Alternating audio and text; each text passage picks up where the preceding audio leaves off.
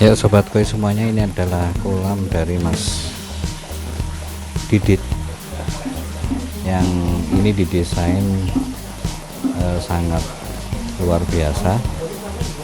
Kolam ini berjenis indoor, tetapi di atap kita bisa saksikan sudah didesain sedemikian rupa menggunakan galvalum, tetapi tetap mendapatkan sinar matahari. Walaupun ketika hujan ini sangat aman ya. Kolam ini lokasinya berada tepat di depan rumah.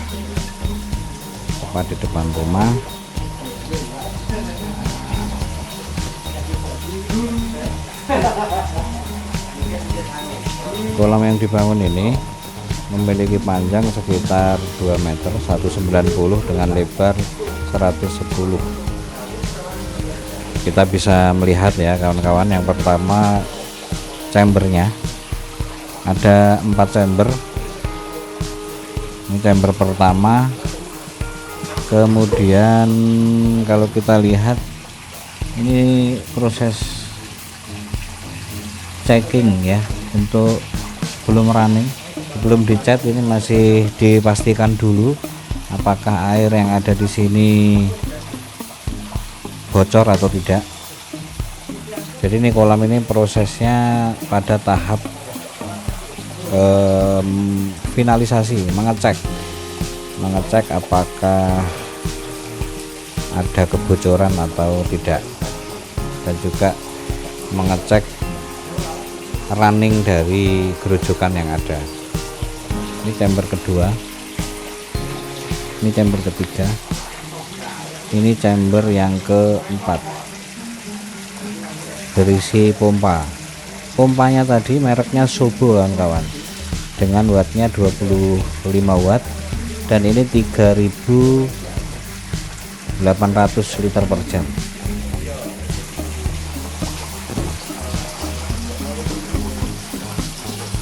Nah ini bisa kawan-kawan saksikan, panjangnya 2 meter, lebarnya 1 meter 10 ya, 110 cm, kemudian kedalamannya sekitar 60 ya.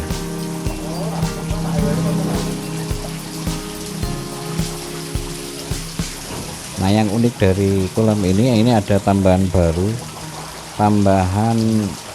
membuat kerujukan air dari polikarbonat, sesuatu yang tentunya baru, yang menarik juga ini untuk jadi inovasi baru kawan-kawan penghobi. Nah, buat apa Mas? Ini waterfall dari barang-barang yang di sekitar kita itu mudah mencarinya. Pertama ini polikarbonat itu kalau di dunia konstruksi galvalum biasanya untuk atap yang terang seperti itu. Kemudian saya dapat ide pembuatan waterfall ini dari YouTube ya. YouTube bagaimana sih membuat waterfall yang bagus gitu. Nah, yang punya saya itu menggunakan model seperti ini. Jadi ini kita belah, kemudian dari sisi sini kita belah, sebelah sana juga ada harusnya. Kita belah, kemudian kita masukkan polikarbonat ini sampai nanti air masuk ini bisa melalui celah-celah ini. Nah, kebetulan yang punya saya itu posisinya seperti ini, air masuk dari tengah, tapi nanti hasilnya seperti rambut yang dikepang dua nanti keluarnya seperti itu. Nah, kalau pengen, ini baru eksperimen ya. Jadi ini memanfaatkan lubang yang ada di ini ya. Ya, polikarbonat. Ini kan bisa lihat ya, ada lubang-lubang. Ya, jadi nanti kalau posisinya menggunakan T di tengah itu sudah terbukti ketika semburan air kuat dia akan seperti rambut terkepang dua seperti itu. Ya, bisa saja nanti dimainkan seperti rintik air hujan. Setiap 3 lubang ini kita kasih jarak setiap satu lubang kita kasih jarak 3 lubang ini kita tutup sehingga nanti keluarnya seperti rintik-rintik air hujan. Nah kalau pingin keluarnya itu waterfall lurus semua, itu nampaknya harus disetting seperti ini. Ya coba. Oh gitu. Jadi di sini T, kemudian nanti kita sambungkan. Nah polikarbonat itu kita letakkan di atas sehingga air masuk itu dari kedua sisi. Untuk apa? Agar air yang keluar dari celah-celah polikarbonat ini rapi keluarnya. Itu kalau yang menginginkan waterfallnya apa ya istilahnya, ya bagus dan rapi, stabil lah istilahnya seperti itu. Ya mungkin seperti itulah, serba-serbi koi tidak harus mahal ternyata. Oh betul. Jadi ini hanya 3 polikarbonat bekas ya? Bekas. Oh ini lubangnya kawan-kawan ya. Cuman baru ini juga. Alatnya seperti ini, nanti airnya masuk melalui sini, kemudian terpecah bagi ke sini.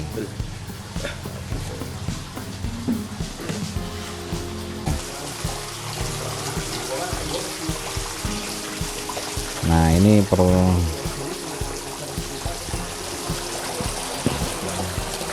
air dari chamber keempat langsung masuk ke sini.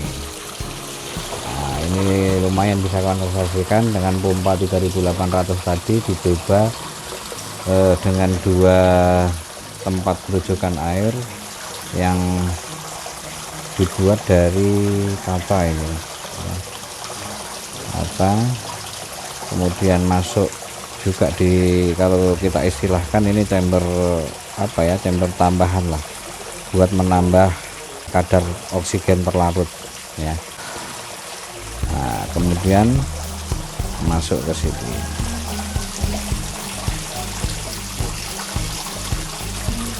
Nah ini lumayan, jadi rujukannya itu sudah sangat seimbang. Ini dikerjakan oleh profesional ya, timnya Mas Hendri, timnya Mas Bayu Robi, spesialis koi pond. Kawan-kawan bisa cek di deskripsi, di sana bisa menghubungi beliau mau desain kolam atau juga kalian mengerjakan, insya Allah bisa dikonsultasikan. Nah ini proses airnya berjalan dengan cukup baik, dimana di sini kita saksikan ada satu bottom drain. Bottom drainnya diambil dari peralatannya sangat mudah, ini bisa kawan-kawan temui di toko bangunan ya. Nah ini bottom drainnya dengan sirkulasi seperti ini dibuat sangat bagus, bisa memutar ini.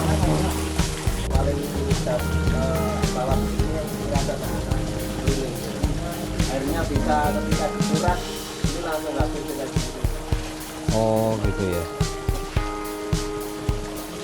Jadi jalankan untuk pompa yang agak kecil itu karena ini harus ada sirkulasi air yang muter. Ini harus besar, tapi ini bisa memakai seperti ini biar airnya berputar sendiri, jadi nggak perlu gulungan lagi. Oh. Dan ini terang saya ini biar ikannya nggak masuk.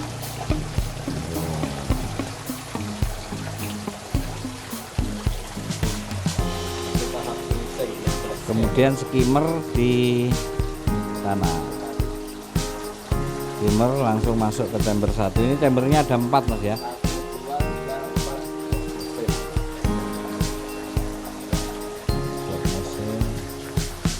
Ini bisa alternatif diberi, diganti kaca juga bisa, biar apa namanya, Biar terlihat ya. biar kelihatan kalau nanti apa namanya waktu pengurasan itu kotorannya bisa dilihat.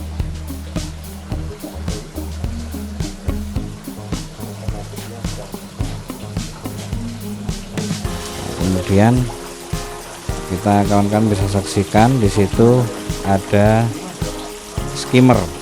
Nah nanti skimmernya bisa ditaruh di situ.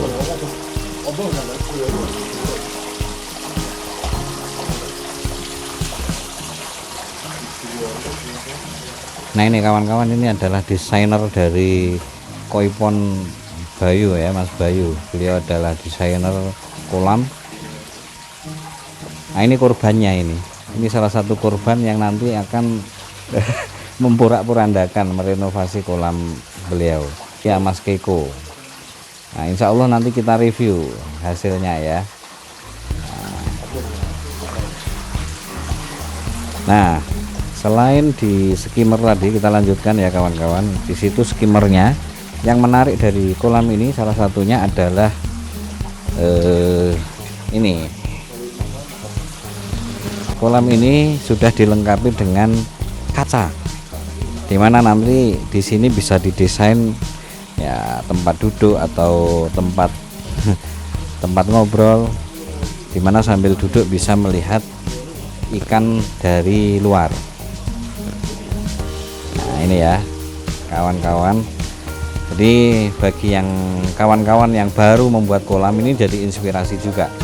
Sebelum membuat kolam, mohon untuk diperhatikan, banyak belajar, banyak mencari informasi di YouTube, banyak di website juga banyak. Nah ini untuk membuat seperti ini tentunya perlu teknik yang cukup tinggi. Artinya kaca yang kemudian berbalut dengan semen ini bagaimana tidak ada kebocoran di sana, perlu dites juga. Kemudian setelah itu kita akan melihat sistem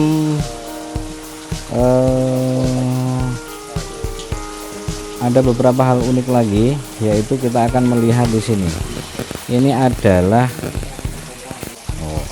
ini adalah stop kran yang memiliki fungsi untuk mengatur arus dari air yang keluar dari chamber keempat, yaitu dari pompa. Jadi arus ini dibagi dua, yang pertama ke grojokan yang utama di sini, yang kedua ke ini. Nah coba kita cek, bisa kita matikan, bisa kita besarkan. Nah ini posisi kalau stop krannya itu kita matikan, dan hanya ke ini, ke grojokan sini saja. Tetapi ketika kita buka, nah itu bisa keluar seperti itu. Kita matikan, nah kita buka kerannya seperti itu. Nah ini inovasi juga. Artinya kawan-kawan bisa juga mengembangkan lebih jauh lagi tentang bagaimana membagi arus dari chamber keempat. Nah, masing-masing kolam berbeda-beda ya. Nah yang menarik lagi adalah ini. Yang menarik selanjutnya adalah bagaimana membuat kelistrikan. Bagaimana kelistrikan biar rapi, biar aman. Nah kalau di kolamnya Mas Didit ini sudah disetting sejak awal bagaimana mendesain kelistrikannya. Nah ini ada kabel, itu fungsinya apa Mas? Ini nanti akan dipasangkan lampu LED keliling sini bawah. Oh iya. Jadi ketika malam hari kita dinyalakan nanti akan kelihatan kan. Dari samping sini juga ada kaca. Nanti kalau dari sini ikannya akan kelihatan pada malam hari karena lampunya ini bisa diberi lampu warna-warni atau kesukaan atau polos saja, bahkan bisa diberi lampu yang plak-plak. Oh iya, lampu LED ya. Ini nanti juga kelihatan kalau dari belakang ini. Berarti lampunya ini kabel-kabelnya sudah tertanam semua, nggak kelihatan Mas ya? Ya. Kalau bisa kabelnya diberi yang bagus sekalian, jadi otomatis kalau ditanam tidak bakalan mengapur atau ketanam. Usahakan yang bagus. Oh iya, ini Ada saklar lampu, terus ini ada stop kontak. Biasanya nanti banyakkan sambil nongkrong buat ngecat HP atau mantap ini. Jadi kawan-kawan, ini terkait dengan kelistrikan semuanya sudah tertanam, didesain sejak awal. Jadi kebanyakan kawan-kawan penghobi yang sudah membangun kolam koi rata-rata jarang memikirkan terkait dengan kelistrikannya, termasuk saya juga ini. Nanti keluarnya akan seperti itu. Saklar yang pertama ini untuk apa, Mas? Hanya satu Mas tadi. Oh, ini saklar satu ya. Kalau yang ini? Ini buat ngecat-ngecat HP. Oh, kalau pas nongkrong gitu ya, Pak ya? Pas nongkrong disediakan. Jadi ini buat kawan-kawan ya, ini informasi yang sangat penting. Sebelum membangun memang harus direncanakan sedemikian rupa dan juga diserahkan kepada ahlinya. Ahli kolam khusus ikan koi, bangun kolam koi. Karena bangun kolam koi itu harus memang betul-betul mengetahui seluk-beluk terkait dengan kolam. Kalau asal hanya tukang bangunan, nah ini bisa menjadi repot ini. Banyak korbannya. Maka serahkan ke ahlinya. Salah satunya di Pacitan ini Mas Hendri. Dan ini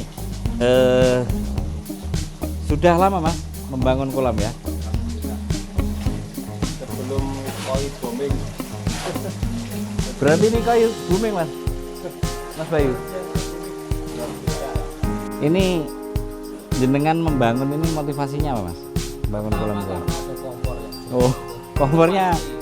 Kompornya ya itu saudara sendiri itu yang Oh iya, ternyata.